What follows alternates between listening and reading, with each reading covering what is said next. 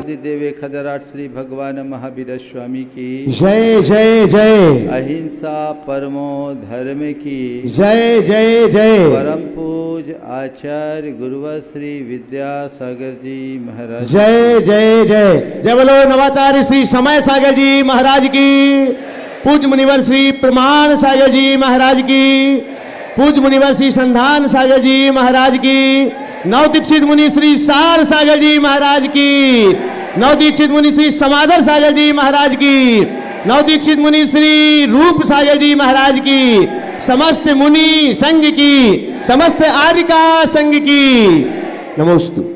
आज की ये घड़ी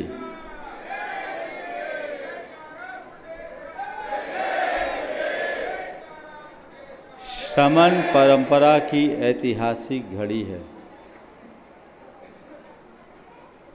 आज काल के भाल पे एक नया शिलालेख लिखा गया है। आपने देखा जब सारी दुनिया भौतिकता की चकाचौंध में उलझकर भोगों की ओर भाग रही है, ऐसी घड़ी में यदि कोई सब त्याग करके निर्गंथ मुद्रा को धारण करता है तो ये अपने आप में एक बहुत अनोखी घटना होती है। इन लोगों ने सुख सुविधाओं का परित्याग कर संयम, साधना और समर्पण के मार्ग को अंगीकार किया है। अब ये संयम के मार्ग पर चलेंगे, साधना के मार्ग पर चलेंगे और समर्पण के साथ अपने जीवन को आगे गति देंगे। मेरे लिए भी आज का ये दिन एक अलग अनुभूति दे रहा है। मेरे लिए आज का ये पहला अवसर है। मेरे हाथों ये मुनि दीक्षा हुई है और मुनि अवस्था में हुई है। पर बंधुओं, मैं इसे किसी उपलब्धि के रूप में नहीं देखता। आज अगर ये दीक्षा हुई है तो ये मेरी कोई उपलब्धि नहीं, ये केवल मेरा उत्तरदायित्व है। क्योंकि दीक्षा कोई व्यक्ति नहीं देता, दीक्षा परंपरा देती है और केवल परंपरा के लिए देती है। मुझे अपनी परंपरा और शास्त्रों की मर्यादा का ध्यान है और मैंने उसका ही अनुसरण करके मैं केवल एक माध्यम बनाऊं और ये आगे बढ़े। हमारे तीर्थंकर भगवंतों के बाद महान महान आचार्यों से यहाँ तक जो परंपरा आई है वो इसी प्रकार से आचार्यों और मुनियों की परिपाटी के क्रम से चली आई है। इन सबको गुरुदेव ने मेरे पास भेजा था। जब मैं नेमावर से निकल रहा था तो धीरे से मेरे कान में बोला, सतवास में ब्रह्मचारियों को तैयार करो। अब 50-55 वाले को नहीं, 20-25 वाले को अच्छे से संस्कार देना और निगाह रखना। मैंने कहा ठीक है गुरुदेव, अभी तक तो जो आते थे आपके पास भेज देता था।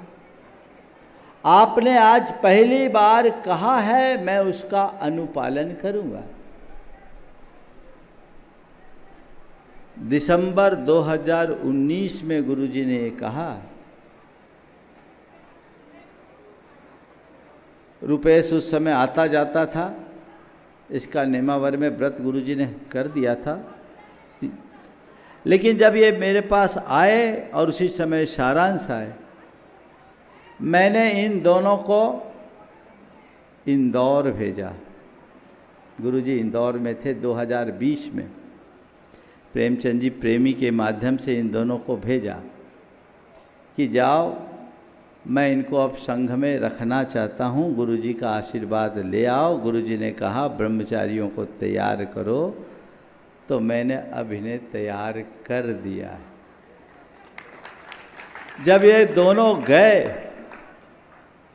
गुरुजी ने अपूर्व प्रसन्नता की अभिव्यक्ति की और इन दोनों के निमित्त से मुनि सोम सागर जी को बुलाकर के कहा, महाराज जी उस समय वहीं थे, और 27 नियम बनवाए और सब संघों में भेजा कि अब संघ में कोई भी ब्रह्मचारियों को रखो तो इन 27 नियमों के साथ रखो।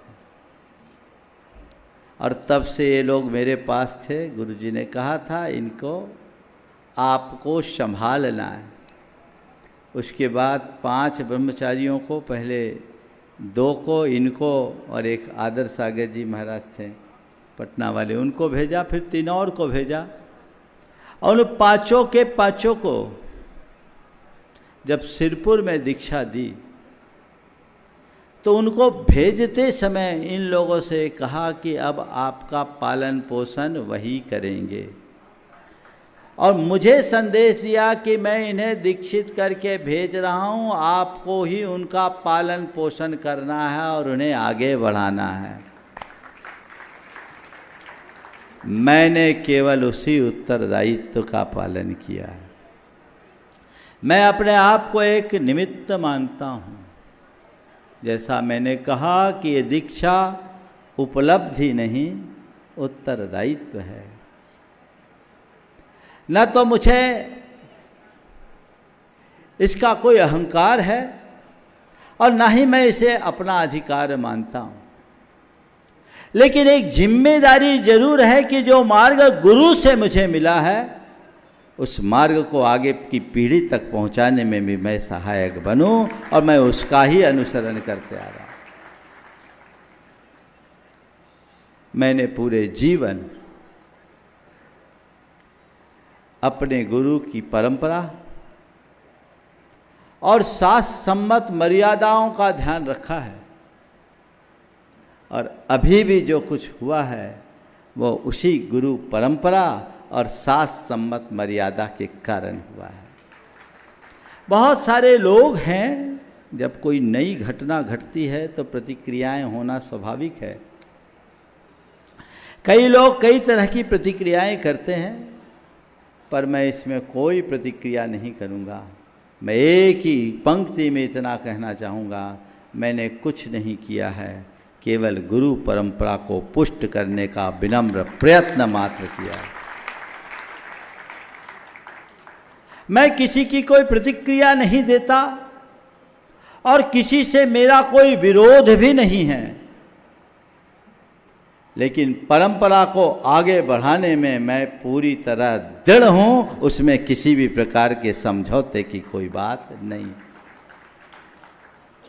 ये आगे आज जो कुछ है, मुझे परंपरा का ज्ञान है और शास्त्र और मर्यादा को मैं जानता हूँ। ये जानना है उन सब चीज़ों को देखे। बहुत सारे लोग बहुत सारी बातें सोशल मीडिया के माध्यम से अपने अंदर के आवेश की अभिव्यक्ति के रूप में प्रकट कर देते हैं, पर उन्हें भगवान महावीर से लेकर आज तक की श्रमण परंपरा का अध्ययन करना चाहिए कि जिन शासन की परिपाटी कैसे फलीभूत हुई। और ज़्यादा दूर जाकर के पढ़ने की गुंजाइश नहीं है तो शांति सागर जी महाराज से आज तक का इतिहास पढ़ लो, आंखें खुल जाएगी। ज़्यादा कुछ कहने की बात नहीं है, सारे में इतनी बात मैंने कह दी। ये बहुत अच्छा सुखद संयोग, योग तो बहुत पहले से बन रहा था, लेकिन नियोग शाश्वत सिद्ध क्षेत्र गुणायतन सम्मेद शिखर का था। इन लोगों का प्रबल पुण्य था, अगर कहीं और होती तो शिखर जी में नहीं हो पाता, जहाँ का कण कण सिद्धत्व की प्रेरणा दे रहा है। और मैं समझता हूँ इस दीक्षा के बाद गुणायतन के इतिहास में भी एक नई इबारत लिखी है। मैं आप सबसे कहता हूँ, अशोक जी कह रहे थे गुणायतन कब पूरा होगा, मैं कहता हूँ वो गुणायतन जब पूरा हो 3 गुणायतन आज बन गया, एक नहीं 3 गुणायतन बना है। रत्नत्रय ही सबसे बड़ा गुण है, और जिसके अंदर रत्नत्रय है वो खुद में गुणायतन है। और हमें अब इस गुणायतन को बढ़ाना है। बाहर का गुणायतन भी भीतर के गुणायतन के लिए ही है। जीवन का गुणात्मक परिवर्तन ही हमारे जीवन का ध्येय होना चाहिए। इसलिए उस ध्येय से प्रेरित होकर ये कार्य संपादित किया गया है। और आज इन लोगों ने जो दीक्षा ली है, मैं इनसे यही कहूँगा, दीक्षा लेना फिर भी सरल है, दीक्षा को निभाना बहुत कठिन है। दीक्षा लेना सरल है, दीक्षा को निभाना कठिन है। अब आपको पूर्ण दृढ़ता और स्थिरता के साथ अपने दीक्षा को निभाना है। आप सबके अंदर संयम होनी चाहिए, साधना होना चाहिए, मर्यादा होनी चाहिए, और अपने जीवन को विनम्रता से भर कर रखना चाहिए। संयम हो। जीवन में कई तरह के उतार चढ़ाव होंगे। भूख की वेदना भी सता सकती है, सर्दी गर्मी भी परेशान कर सकती है, लोगों की निंदा और आलोचनाओं को भी झेलना पड़ सकता है, प्रकृति के अन्य प्रकोप को भी झेलना पड़ सकता है, शारीरिक अस्वस्थता का भी आपको कष्ट भोगना पड़ सकता है। लेकिन इन सब को सहने वाला ही साधु होता है। हमें इनको जीतना है, इनके आगे डगमगाना नहीं, चाहे कुछ भी हो जाए। यह तन जाए तो जाए, पर मेरा रत्न त्रय न जाए, ये भाव होना चाहिए। दृढ़ता लाइए, साधना के मार्ग में आगे बढ़िए। बस ये देखिए कि मेरा राग देश कितना कम हुआ, मेरे मनोविकार कितने छीन हो रहे हैं। अपने आप को राग देश से बचाना ही हमारी सबसे बड़ी साधना है। इधर उधर की बातों में बिल्कुल नहीं पड़ना। देश दुनिया में क्या खबर तबर आ रही है, हमको कोई लेना देना नहीं। अब तो केवल खुद की खबर लेना है और खुद से बात करना है, ये लक्ष्य लेकर के चलना चाहिए। समर्पण अपने मार्ग के प्रति, अपने गुरु के प्रति और अपने धर्म के प्रति पूरा समर्पण होना चाहिए, और विनय जीवन में जरूर आना चाहिए। अहंकार साधुता को नष्ट कर देती है, और विनम्रता साधुता की पहचान है। अब साधु बनने के बाद किसी प्रकार का अहंकार मन में नहीं आना चाहिए। लोग मेरी पूजा कर रहे हैं, प्रशंसा कर रहे हैं, पर मैं साधु बना हूँ लोक की पूजा और प्रशंसा पाने के लिए नहीं, अपने जीवन को पवित्र बनाने के लिए, मोक्ष पथ को प्रशस्त करने के लिए। तो ये मनोभाव आप सब तीनों नव दीक्षित मुनि राजों को अपने जीवन के आखिरी सांस तक ध्यान में रखना है। चौथी बात, समाज। समाज से भी मैं ये कहूँगा, इन नव दीक्षितों की दीक्षा हुई है, लेकिन साधुओं के साधुपन को निभाना समाज की जिम्मेदारी है। आप सबकी ये जिम्मेदारी है कि आप इनकी मर्यादा की रक्षा करते हुए आप इनकी सेवा करें, आप इनकी भक्ति करें, इनकी चर्या क्रिया में सहभागी बने, इनका विनय करें, तब मार्ग आगे फलीभूत होता है। आज बहुत अच्छा वातावरण, ये बहुत अच्छा योग बना है, और आज 3 से रत्नत्रय की शुरुआत हुई। मुझसे लोग बोल रहे थे महाराज 4 हो जाते, आप 4 बोलते हैं।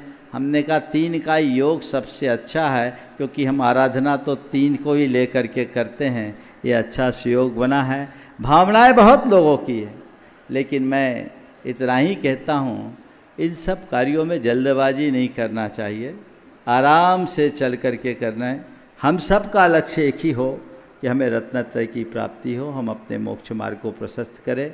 आज मुनि संघ, आरिका संघ और बहुत संख्या में त्यागी वृत्ति भी इस महोत्सव की अनुमोदना के लिए बैठे हैं। निश्चित किसी साधु जीवन के लिए दीक्षा से बड़ा और कोई लाभ नहीं होता।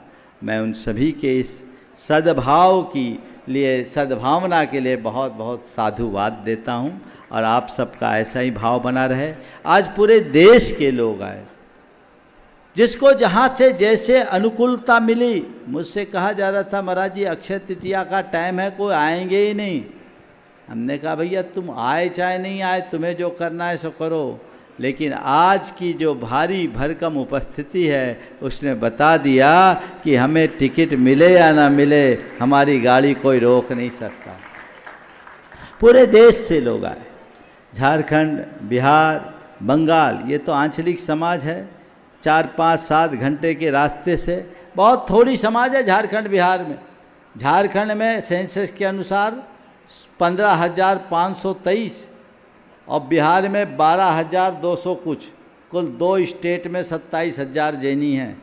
और बंगाल में भी ज़्यादा नहीं होंगे, 50,000 के लगभग होंगे।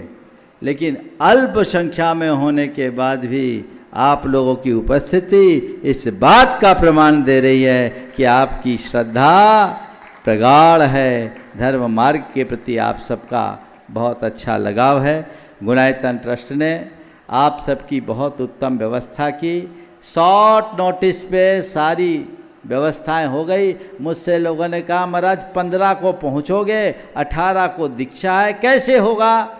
हमने कहा और कहीं क्या सवाल होता तो मैं भी फिर भी सोचता, पर गुणायतन की बात है तो मुझे सोचने की ज़रूरत नहीं। यहाँ बहुत हनुमान हैं और रात दिन एक करके ये सारे लोग काम कर देते हैं। तो मैं चाहूँगा एक बार उन सारे कार्यकर्ताओं के लिए, मैं नाम नहीं ले रहा हूँ क्योंकि समय नहीं है, एक बार सब खड़े हो जाए जो यहाँ की व्यवस्थाओं में सहभागी रहें। अपने पूरी टीम, गुणायतन की ऑफिस की टीम और डब्बू की टीम, वो तो शायद भोजनशाला में लगे, पंकज पार्षद और ये बिहार टीम, इन लोगों ने जो लग करके आगे आ जाओ एक बार, इन लोगों का भी सामने आकर।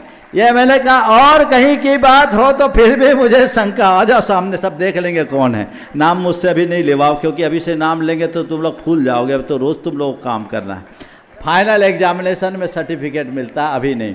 तो एक बार इन लोगों के लिए जोरदार करता ध्वनि। इन लोगों ने बहुत तत्परता से काम किया।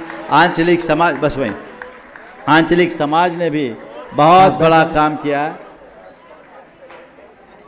अभी ये भावनाएं हुई और अभी मुझसे एक भाई ने तो कहा, कहाँ है पार्षद? पंकज पार्षद, हाँ ठीक है, भोजनशाला में चला गया। उसने आज आजीवन ब्रह्मचर्य व्रत लेने का भाव प्रकट किया है। शाम को उसको करेंगे, अगर आ जाए तो बुला लीजिए। तो आप सब लोगों ने बैठ जाओ सामने से जो भाव भूमिका बनाई बहुत उत्तम है। हमारे ब्रह्मचारी अशोक भाई, अभय भाई ने पहले से आकर के सारी व्यवस्थाएं बना ली और ये कार्य आशातीत सफलता। चलो बैठ जाओ, अभी बैठो, वहीं बैठो, अभी अब हलचल नहीं, बैठ जाओ, अभी कुछ नहीं करना, पूरी बात होने दो।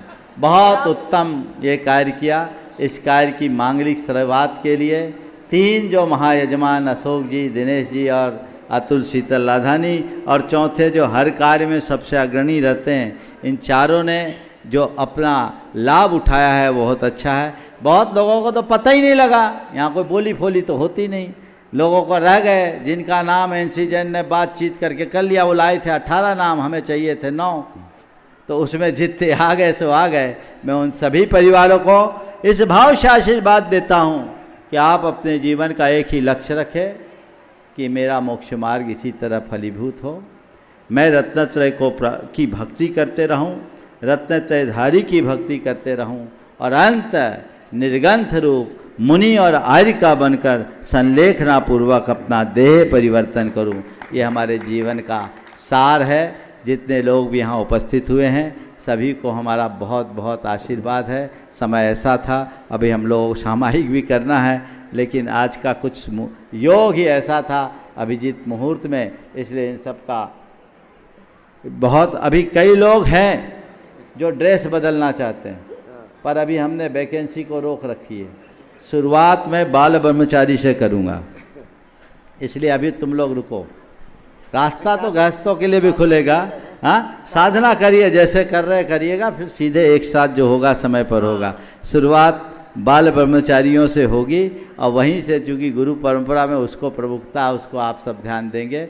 आज दिल्ली वालों ने बहुत उत्साह का परिचय दिया, खासकर प्रमोद जी और गजराज जी ने पवन जी के साथ अपना निवेदन किया है। मैं उन्हें आज पुनः कहता हूँ, अब लगना पड़ेगा, अभी लगना पड़ेगा, लगेंगे तभी अपने जीवन को कुछ अच्छा कर पाएंगे। जिनमानी चैनल, पारस चैनल, आदिनाथ चैनल के कार्यकर्ताओं ने भी जो व्यवस्थाएं बनाई और इससे पूरे देश के लोगों को लाभ लेने का अवसर दिया, मैं सभी को बहुत बहुत आशीर्वाद देता हूँ। सबका मंगल, सबका कल्याण और सभी सुखी रहे और स्वस्थ रहे। स्वभाव हाँ, प्रामाणिक है, सब आ गया इसमें। बोलो अहिंसा परमो धर्म। पूज्य मुनि श्री प्रमाण सागर जी महाराज की, समस्त मुनि संघ की वंदना।